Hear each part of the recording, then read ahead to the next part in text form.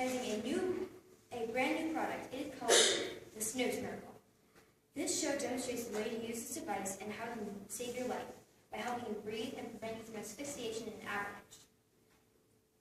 Did you know when caught in an avalanche, 80% of people die of asphyxiation? For more information, see the pamphlet. This is our device. It is the Snorkel. It helps you breathe in oxygen through this tube and breathe out carbon dioxide through this tube. This is so that you don't breathe in your carbon dioxide over and over so you die because you do not have enough oxygen to your head. It is a bright and sunny day after weeks of on and off snow. Neither Grace and Isaac are backcountry skiing. Conditions are perfect for an avalanche. These conditions are perfect for an avalanche because a layer of snow had fallen, and that snow was packed down by the wind. A few days later, a fresh layer of snow fell. Since fresh snow doesn't stick to old snow, the snow didn't stick together. That had repeated several times, creating the opportunity for a slab avalanche. Clem, where is your helmet, your avalanche beacon, and your snow storm? What are those things? They keep you safe in an avalanche. So you don't die. I just know I won't die in an avalanche. Anyways, I don't have a leg. You should get one. Where? Or? Whatever. Come on, let's keep skiing. They fastly skied on. A rumbling noise echoed in the background. An avalanche rushes towards them. Run! What's that strange rumbling noise? Oh, my stomach. Come on, let's stop. If that's your stomach, why is the ground rumbling? Because it's not a stomach. It's an avalanche.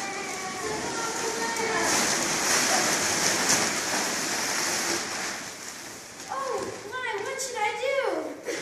Freeze. In an avalanche, you should leave all equipment behind except for safety equipment. Get away from any big machines. Swim to the surface.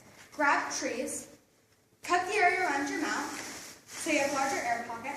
And stay calm. For more information, see the pamphlet. Oh, if you evade the avalanche, but know others who are caught, Leah, you should call an avalanche rescue. Oh, thank you, voice inside my head. Everyone's here to come in. Help me, help me. My friends were buried in an avalanche. Help! 15 minutes that you usually have to survive for being trapped in an avalanche and taken down. I forgot to mention, I'm claustrophobic. I'm gonna die! No, you aren't. You have the Snorkel. Oh, right. Never yell in an avalanche. It uses up precious oxygen and energy that you could be using to survive. Only do it when the rescuers are asking for you to yell at your location so you can be found. Where's your approximate location? You're in Crested Butte, and you should really know that before you head out into the avalanche territory.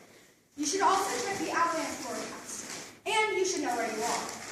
Oh, thank you again, voice inside my head. We're in Crested Butte. Okay, then we'll be there ASAP. Do we need a rescue dog? Yeah, probably. 15 minutes later.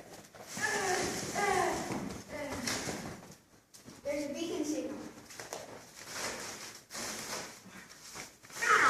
Yes, it's me!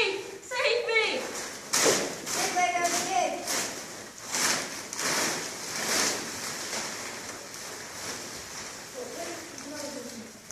But wait, there's another person down there.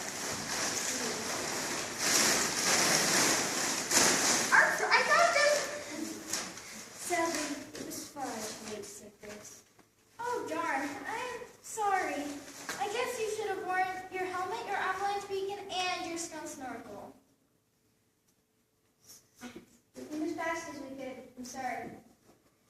But I'm still alive! Yes, you're still alive. But I'm not. I died because of asphyxiation and I suffered trauma to my head because I didn't wear a helmet. But there's nothing we could have done for you. You really should have worn your helmet Your avalanche beacon? and your snorkel. So that you could have survived. Any questions?